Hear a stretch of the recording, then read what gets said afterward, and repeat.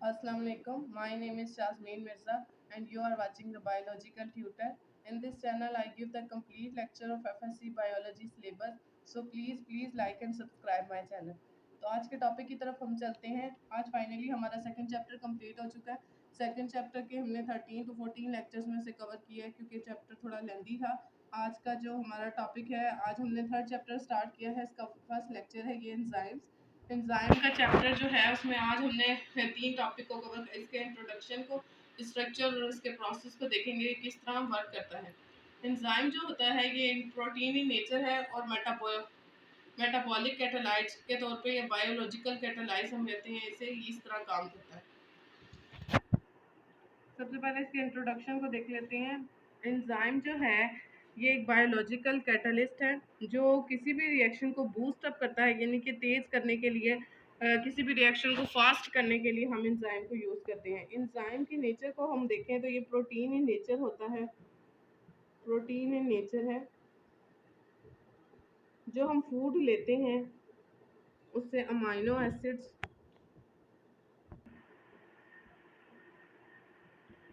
Food से amino acid बनते हैं और फिर अमाइनो एसिड जो है वो कॉइल होते हैं, फिर सुपर कॉइल होते हैं और ये बना देते हैं ग्लोब्यूलर स्ट्रक्चर,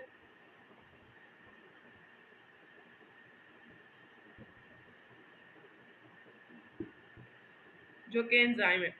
तो एंजाइम जो है वो प्रोटीन इन नेचर होते हैं। Amino acid coil, super coil होकर जो ग्लोब्यूलर स्ट्रक्चर बना के, एंजाइम का स्ट्रक्चर जो है वो एक ग्लोब्यूलर स्ट्रक्चर बना होता है। जिस तरह प्रोटीन का एक ग्लोब्यूलर स्ट्रक्चर हमने पढ़ा है, वो अमाइनो एसिड का स्ट्रक्चर है, ये प्रोटीन इन नेचर होते हैं। अगर हम इस पे बात करें कि हम एंजाइम को रिप्रेजेंट किस तरह करते हैं, तो एंजाइम को रिप्रेजेंट करने के लिए जो सिफिक्स हम यूज़ करते हैं, एंजाइम को यूज़ करने के लिए सिफिक्स यूज़ करते हैं एज। इसके एग्जांपल में हम देखेंगे ऑक्सीडेज,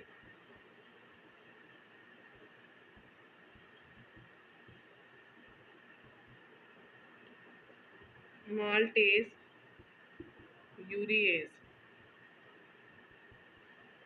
ये हमारे पास कुछ एग्जांपल्स हैं इन इसकी एंजाइम्स की, जिसमें हमने देखा है कि एन में जो हमारे पास सफिक्स है वो एज है। Oxidase, maltase and urease. इसके स्ट्रक्चर को अगर हम देखें, अगर नॉर्मली हम बात करें कि ये काम कैसे करता है, तो हमारे पास 3 चीज़ें इसमें काम कर रही होती हैं। एक तो है सबस्ट्रेट,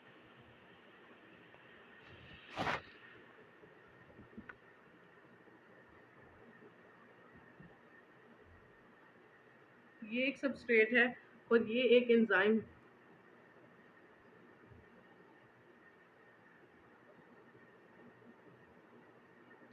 हर एंजाइम पे एक एक्टिव साइट होती है। हम देखते हैं यहाँ पर ये इसकी एक एक्टिव साइट है और एक ही सबस्ट्रेट है। ये सबस्ट्रेट जो है जब यहाँ पर आकर बाउंड करता है तो ये बनाता है एंजाइम सबस्ट्रेट कॉम्प्लेक्स।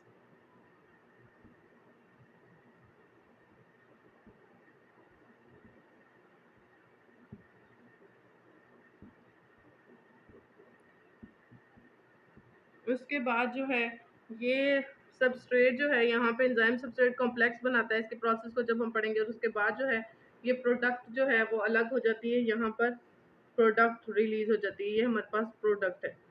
तो कोई भी एंजाइम जो है वो सबस्ट्रेट से लेके प्रोडक्ट बनाने के लिए, किसी भी रिएक्शन को बूस्ट अप करने के लिए हम जो इस्तेमाल करते हैं लिविंग ऑर्गेनिज्म के अंदर, वो एंजाइम्स हैं।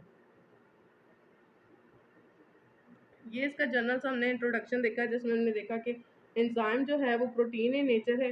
इनमें सफिक्स जो है वो एज का यूज़ होता है और ये इसका जनरल प्रोसेस था कि सबस्ट्रेट जो है वो आके बाइंड करता है एंजाइम के साथ और उसके बाद वो प्रोडक्ट को रिलीज कर देते हैं। नेक्स्ट हमने देखना है इसके स्ट्रक्चर को। स्ट्रक्चर में हम कुछ पॉइंट्स देखेंगे कि किस तरह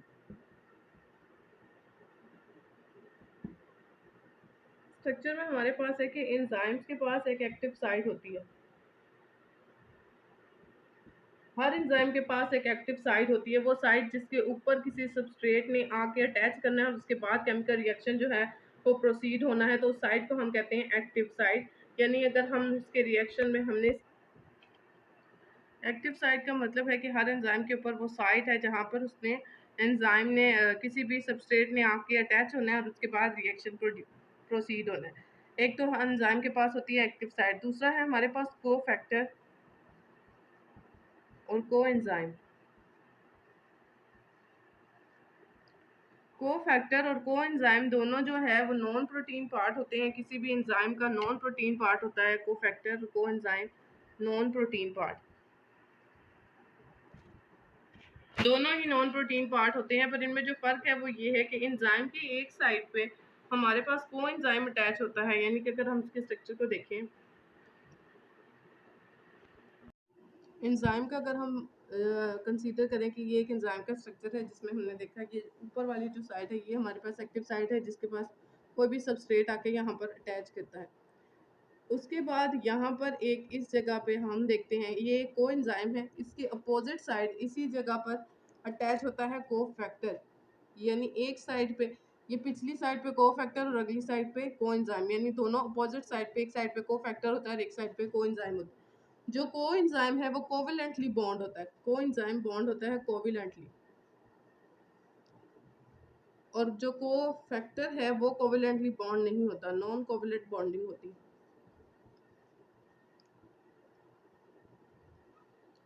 कोवेलेंट बॉन्डिंग का मतलब है कि अब ये कोवेलेंटली बॉन्ड है तो ये इसके साथ अटैच ही रहता है, ये रिमूव नहीं होता। जो नॉन कोवेलेंट बॉन्डिंग है यानी कि को फैक्टर ये रिमूव हो सकता है, अटैच भी हो सकता है, ये रिवर्सिबल।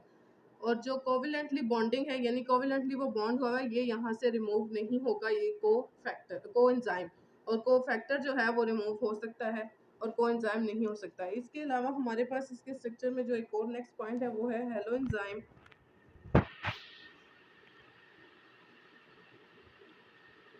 और एपो एंजाइम।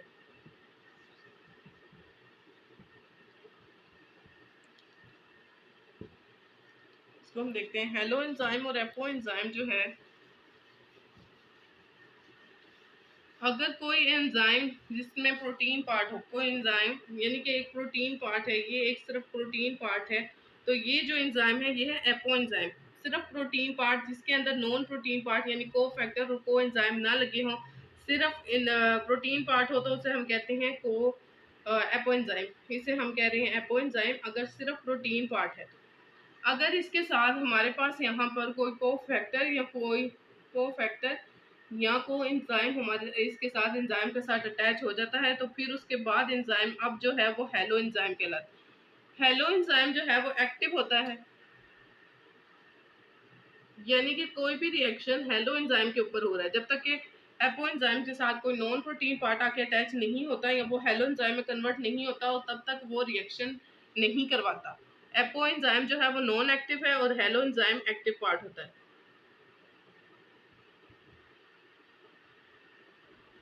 ये हमारे, तो ये हमने इसमें कुछ पॉइंट्स हमने डिस्कस किए एंजाइम के, जिसमें हमने देखा कि एंजाइम के अंदर एक एक्टिव साइट होती है। ये इसके स्ट्रक्चर को हमने जब देखा है, एक्टिव साइट हर एंजाइम के अंदर होती है। एक्टिव साइट का मतलब है वो साइट जिसके ऊपर कोई भी सबस्ट्रेट आके बाउंड कर रहा है, उसके बाद रिएक्शन प्रोसीड होता है। वो एंजाइम के ऊपर एक्टिव साइट होना बहुत लाजमी है, वरना कोई सबस्ट्रेट एंजाइम के साथ बॉन्ड नहीं कर सकता। एंजाइम के ऊपर होते हैं को फैक्टर और को एंजाइम। को फैक्टर और को एंजाइम एक नॉन प्रोटीन पार्ट है जो कि एपो एंजाइम के साथ जब किसी प्रोटीन पार्ट के साथ आके अटैच होते हैं, उसके बाद ही एंजाइम काबल होता है कि वो किसी भी रिएक्शन को प्रोसीड करा सके। तो ये 4 पॉइंट हमने इसमें देखे, एक्टिव साइट, को फैक्टर एंड को enzyme, hello enzyme and apo enzyme. तो ये इसके स्ट्रक्चर में मेन पॉइंट्स थे। इसके बाद हमने इसके प्रोसेस को देखना है। इसके प्रोसेस को पहले जनरल देखेंगे कि होता कैसे है। उसके बाद हमारे पास इसमें 2 मॉडल्स हैं जो काफ़ी ज़्यादा, 2 मॉडल्स हैं, हम उसको भी डिस्कस करेंगे। तो पहले इसके प्रोसेस को देखते हैं, जनरल प्रोसेस होता कैसे। हमारे पास एक सबस्ट्रेट है,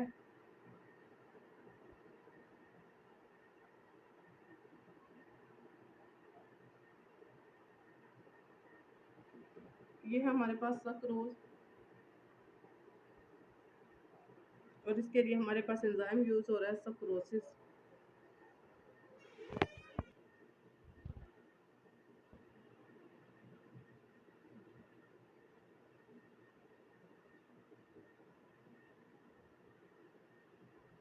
ये हमारे पास है एक एंजाइम, ये हमारे पास है सबस्ट्रेट, ये है सक्रोज, और सक्रोज अब जाके बाइंड करेगा एक एंजाइम के साथ, ये है सक्रोसिस।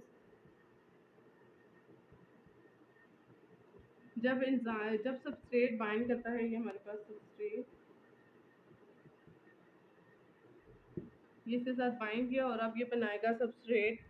ये जो स्ट्रक्चर है हम इसे कहेंगे एंजाइम सबस्ट्रेट कॉम्प्लेक्स।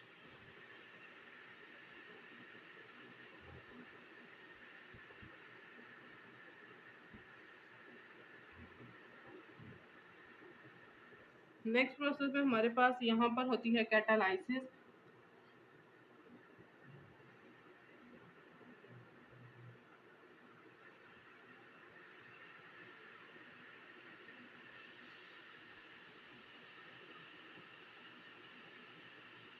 ये जो बॉन्ड है दोनों के दरमियान यहाँ पे सेंटर में, ये यहाँ से ब्रेक होगा, यानी यहाँ पर हो रही है कैटालाइसिस।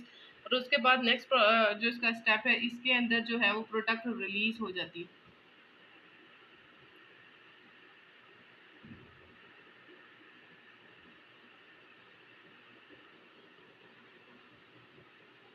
ये हमारे पास प्रोडक्ट है और ये रिलीज हो गई है यहाँ से। और उसके बाद जो एंजाइम है वो रिफ्रेश होता है किसी भी नेक्स्ट प्रोसेस को प्रोसीड कराने के लिए, यानी नेक्स्ट एंजाइम को सबस्ट्रेट को रिएक्शन कराने के लिए यहाँ पर एंजाइम फ्री हो जाता है। सबसे पहले एक सबस्ट्रेट आके, यानी कि सक्रोज हमारे पास यहाँ पर एज सबस्ट्रेट है, ये आकर अटैच करता है किसी एंजाइम की एक्टिव साइट के ऊपर। और उसके बाद यहाँ पर होती है कैटालाइसिस।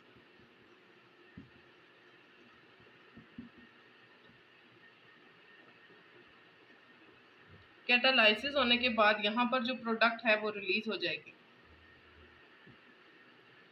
सक्रोज में हमारे पास 2 ग्लूकोज के मॉलिक्यूल थे जो रिलीज हो गए, और उसके बाद एंजाइम जो है वो दोबारा से रिफ्रेश होता है, ये रीअपेयर होता है दोबारा केमिकल रिएक्शन को कराने के लिए। अब ये रेडी है। तो ये एक जनरल सा प्रोसेस है जो एंजाइम जो हम देखते हैं किसी भी रिएक्शन को करवाने के लिए एंजाइम का हम हेल्प लेते हैं। कोई भी सबस्ट्रेट जो है वो एंजाइम के ऊपर अटैच करके अपना रिएक्शन को कंप्लीट करता है ताकि रिएक्शन जल्दी हो जाए।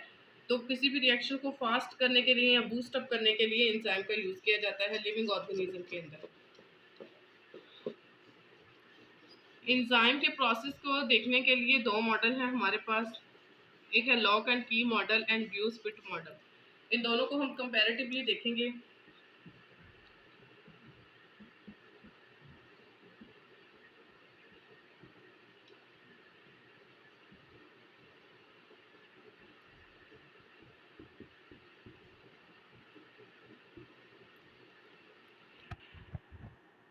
पहला है हमारे पास लॉक एंड की मॉडल और दूसरा है हमारे पास इंड्यूस फिट मॉडल। ये दोनों मॉडल जो है वो प्रपोज किए गए थे कि किस तरह जो एंजाइम फंक्शन करता है, ये एंजाइम की नेचर को चेक करने के लिए। लॉक एंड की मॉडल के मुताबिक जो है एंजाइम जो होते हैं वो स्पेसिफाई होते हैं। एंजाइम जो है बहुत ज़्यादा स्पेसिफिक होते हैं अपने सबस्ट्रेट को लेके, यानी कि जो सबस्ट्रेट है इसमें बताया गया था कि एंजाइम का स्ट्रक्चर जो है वो रिजिड है।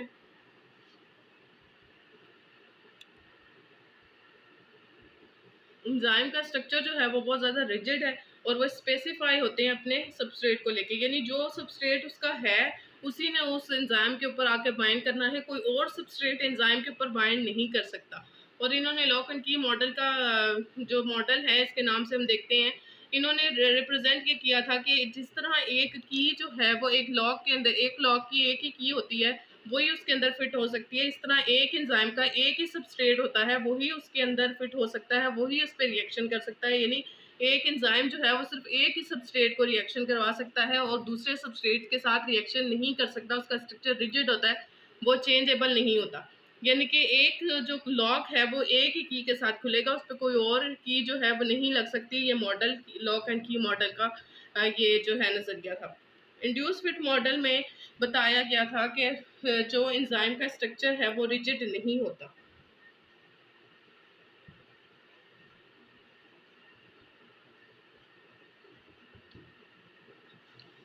इंड्यूस फिट मॉडल जिसने पेश किया, ये इनका कहना था कि एंजाइम का स्ट्रक्चर जो है वो रिजिड नहीं होता, एंजाइम की कॉन्फ़िगरेशन जो है वो चेंज हो जाती है। यहाँ पर हम देखते हैं कि इसकी कॉन्फ़िगरेशन में अगर हम देखें तो कुछ इस तरह का एंजाइम यहाँ फिट आना है। लेकिन अगर इस तरह का एंजाइम, इस शेप का एंजाइम यहाँ पर आ रहा है तो कॉन्फ़िगरेशन जब वो उसके साथ आके बाइंड करेगा तो उसकी कॉन्फ़िगरेशन चेंज हो जाएगी। वो उसको अपने अंदर मतलब कि कोई भी उस सबस्ट्रेट को अलाउ करेगा कि वो उसके साथ बाइंड करे और रिएक्शन करे। इन्होंने कहा कि स्ट्रक्चर जो है वो रिजिड नहीं होता, कॉन्फ़िगरेशन जो है वो चेंज हो सकती है, कॉन्फ़िगरेशन चेंज होती है।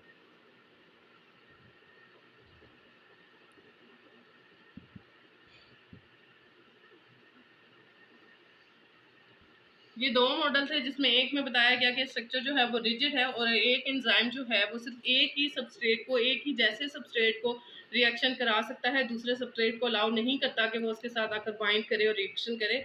जबकि दूसरे मॉडल के मुताबिक है कि एंजाइम का स्ट्रक्चर जो है वो रिजिड नहीं होता और वो किसी भी सबस्ट्रेट को जो है वो अलाउ करता है कि वो उसके साथ आके रिएक्शन करे। और जब किसी कोई चेंज सबस्ट्रेट उसके साथ आके रिएक्शन करता है तो एंजाइम जो है वो अपनी कॉन्फ़िगरेशन को चेंज कर लेता है, उसके मुताबिक कर लेता है। तो ये 2 मॉडल थे इसके, जिसमें हमने देखा कि एंजाइम किस तरह प्रोसेस करता है, इसकी नेचर को डिस्कस किया गया था। एंजाइम की अगर हम प्रेजेंस को देखें तो एंजाइम लिविंग ऑर्गेनिज्म के अंदर हर उस जगह प्रेजेंट होता है जहाँ पर रिएक्शन हो रहे होते हैं।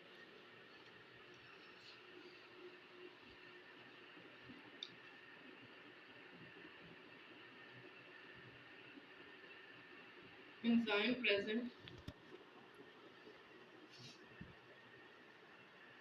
All place in living body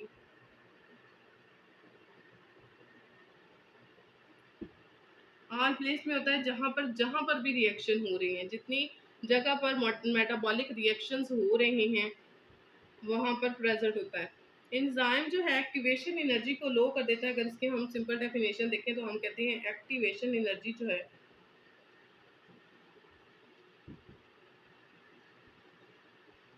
activation energy को लो कर देता है। एक्टिवेशन एनर्जी का मतलब है कि कोई भी इनिशियल एनर्जी, जब हम किसी प्रोसेस को बूस्ट स्टार्ट करते हैं तो उसके लिए हमें जो इनिशियल एनर्जी पुट करनी पड़ती है उस एनर्जी को लो कर देता है।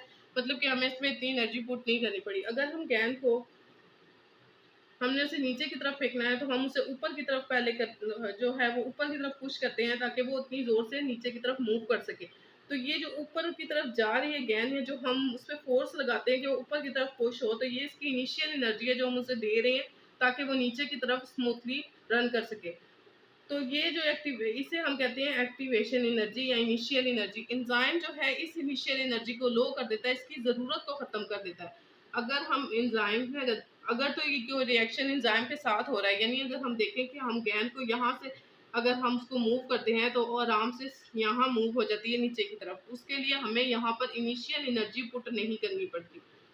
तो किसी भी रिएक्शन को कराने के लिए जो इनिशियल एनर्जी रिक्वायर होती है उस एनर्जी को लो करके एक्टिवेशन एनर्जी को लो कर देता है। मतलब हमें वहाँ पर एक्स्ट्रा एनर्जी पुट नहीं करनी पड़ती। एंजाइम जो है वो मेटाबॉलिज्म के लिए बहुत ज़्यादा इंपॉर्टेंट होता है क्योंकि एंजाइम ने जितने भी रिएक्शंस हमारी बॉडी के अंदर हो रहे हैं वो सब एंजाइम ने करने हैं। अगर एंजाइम काम ना करें वहाँ पर तो रिएक्शन इतने ज़्यादा स्लो हो जाए कि जो लाइफ जो है वो इतनी ज़्यादा लाइफ बहुत ज़्यादा स्लो हो जाए, फिर लाइफ जो है वो नहीं अपना